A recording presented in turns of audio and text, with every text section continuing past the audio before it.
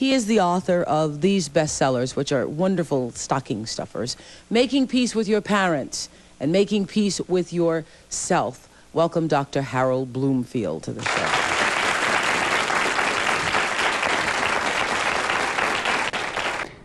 Welcome to Life on Maui. My name's Stephen Freid. My guest for today is Dr. Harold Hari Bloomfield. We're honored to have him as a guest today. He's been a guest numerous times on Larry King, Oprah, 2020, Merv Griffin.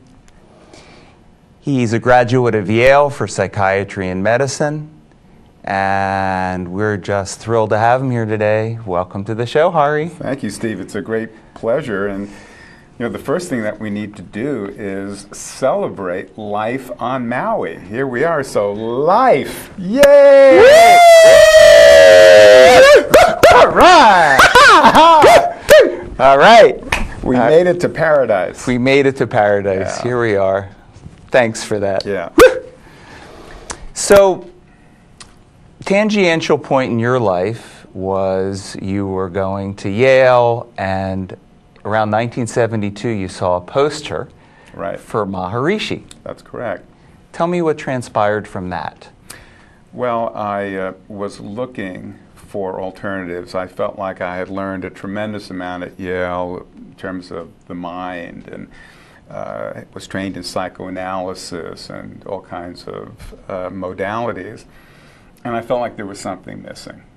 And when I saw that poster of Maharishi, it was familiarity. Because I'd had a recurring dream ever since childhood that I was going to have an encounter with an enlightened being in white robes and a beard, and he was going to whisper something in my ear that lit me up. You had that from when you were young? From when I was one of the first dreams I can remember, and it was a recurring dream. Wow.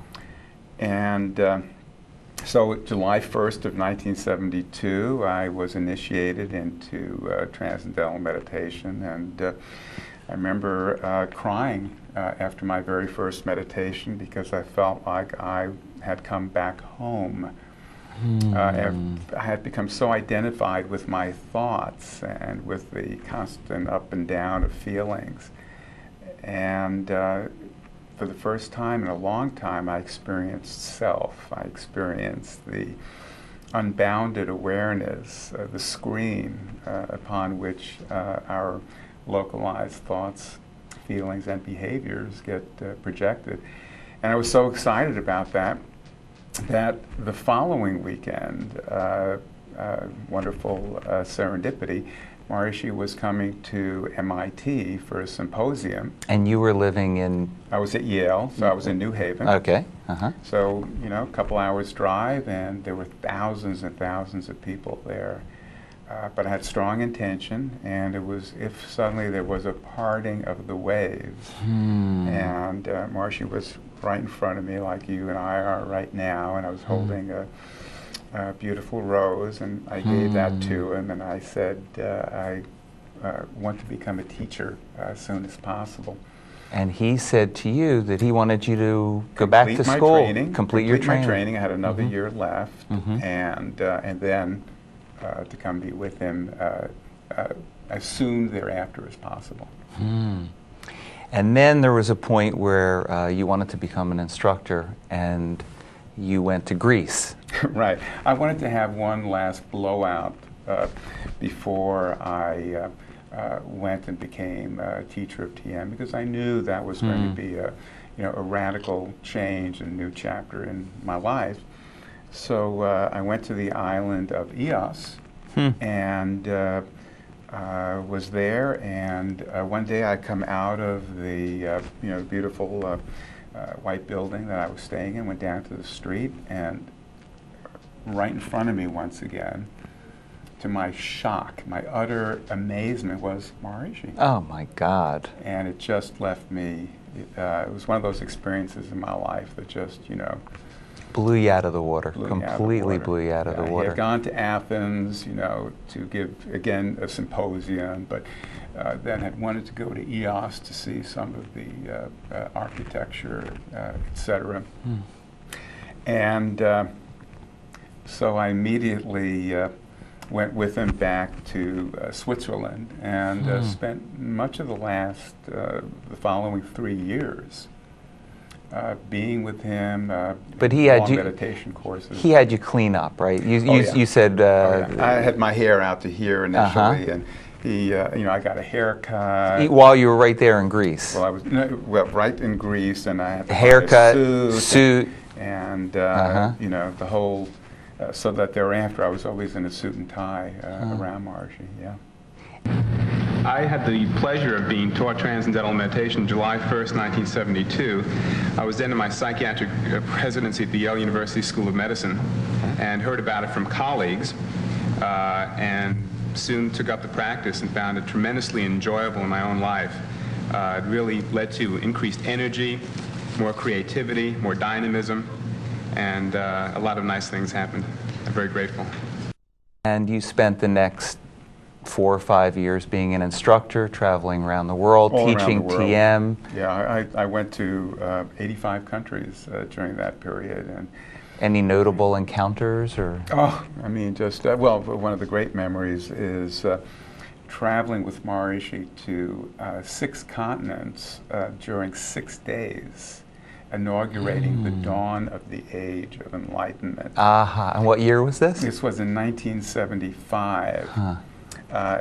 Finally ending up in Los Angeles on the Merv Griffin show. And my very first book on TM had just gotten off the press. Again, tremendous serendipity.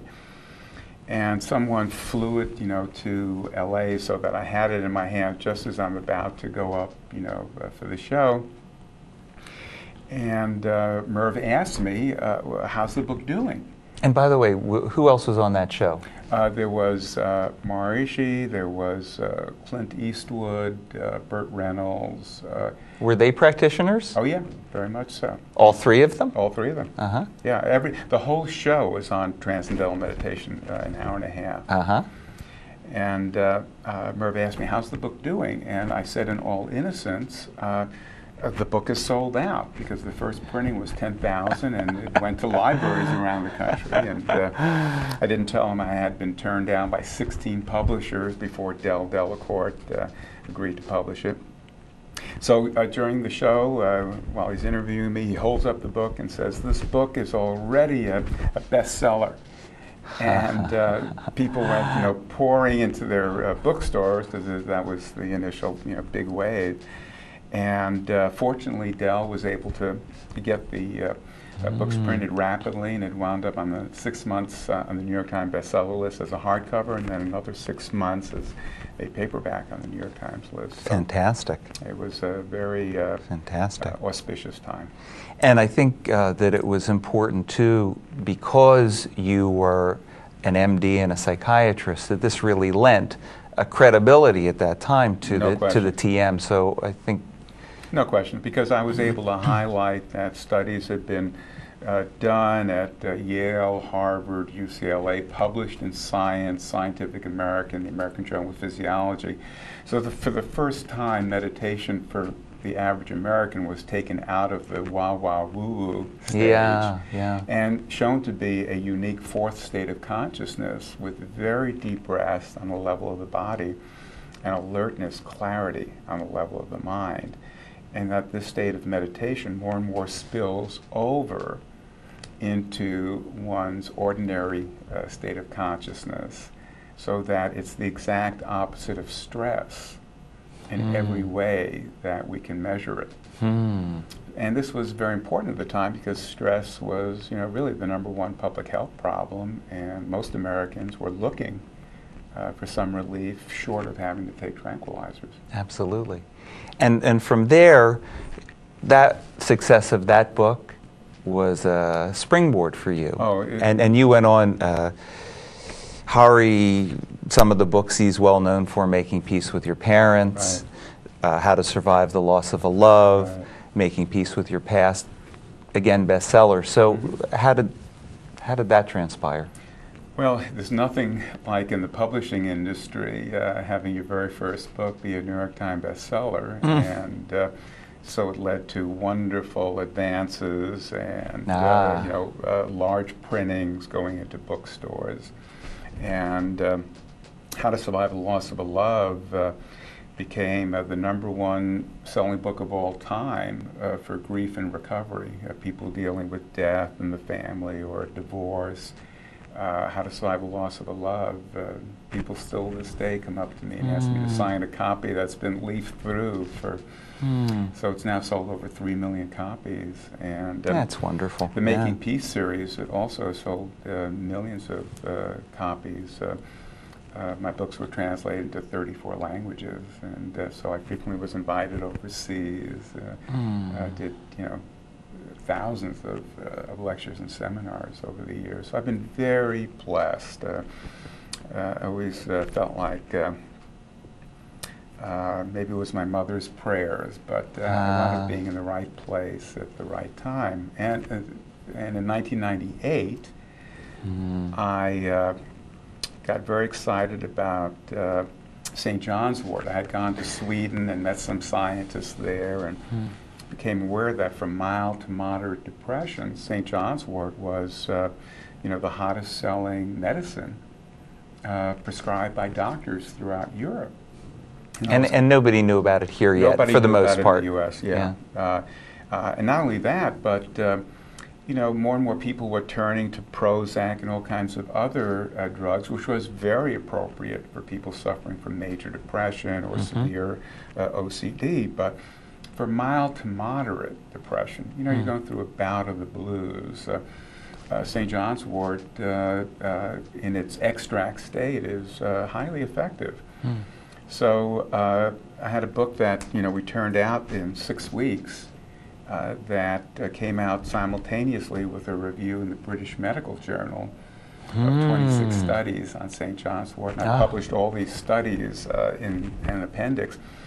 And I wound up on ABC's 2020 being interviewed by Barbara Walters. And again, she held it up and said, "This is the most important show and the best book you can get." And what I would recommend is Dr. Bloomfield's book. It's a practical source of dosage and information that both you and your doctor can learn from. This is awfully important and very good to hear about. Thank you, Tim. I don't want to just sit here and plug books, but it is important that so many doctors don't know about this and so many people don't. And before everybody just runs out and do it, it is helpful if they get real information, read your book, or try to get the Harvard Health Letter just sent out some information on that, and people can, I'm sure, write and find it. It's very important to be informed in this age. And I did a subsequent ABC's 2020 show as well, and Barbara Walters had me on The View numerous times. So the book became, again, a national and international bestseller. And then at the end of 1998, I was asked to run for governor of California. Oh my God. So you ever asked me if I was going to even consider something like that, but I felt like there were important issues that just weren't being discussed by either political party, and at the time the Natural Law Party was the fastest growing third party in America, and I got a chance to talk about introducing meditation into the schools, about having organic farming, and not giving all kinds of subsidies to cattle farmers that were, just. By the way, you are vegan. That's right. I'm a vegan. I've been vegetarian for 30 years, but thanks to my dear, loving friend Angel Meenakshi Hanig, I've been a vegan now for almost 2 years, and I feel, God, lighter and better than ever, and my cholesterol is in the low hundreds, and I feel like I'm not contributing to the torture of dairy cattle. So all those are good reasons for being a vegan. Yeah. And one more piece is that you became a stretch. That's right. The opposite of a shrink. Stretch for the stars. So, of course, you can't mention names, but you. But lots of because I was a celebrity. I don't like to say shrink because I was a stretch. If anyone was laying on the couch in my office, it was me. And I would teach my patients TM meditation. I'd take them jogging on the beach. I get very much into holistic medicine. So you took it out of the office? I took it very much out of the office. I had another best-selling book on holistic health. It was the first book. I wrote 19 books altogether. 19? Yeah, yeah. 8.5 million books sold, and very grateful to have been the herald, Harold which is the Herald. trumpeter, Yeah. the Hermes, that's Yeah. my middle name, the messenger of the blooming fields, to kind of let a larger public know of some really good things that I had my privilege to introduce. Absolutely. And then there's something very significant that happened with you around 1999. Yes. And this is a chapter of your life that I think this might be the first time you're speaking publicly in this way about. Absolutely, absolutely. So this is going to be... That's right. You get the scoop ahead of Oprah, Larry King, Good Morning America, I'm Barbara blessed. Walters. All right. Yeah. So here we go. Here we go. Well, at the end of '98, I was invited back to be with Maharishi. And this was a full circle for me in my life. I hadn't seen him personally in a number of years. And I was initiated further into, let's call it the Enlightenment track.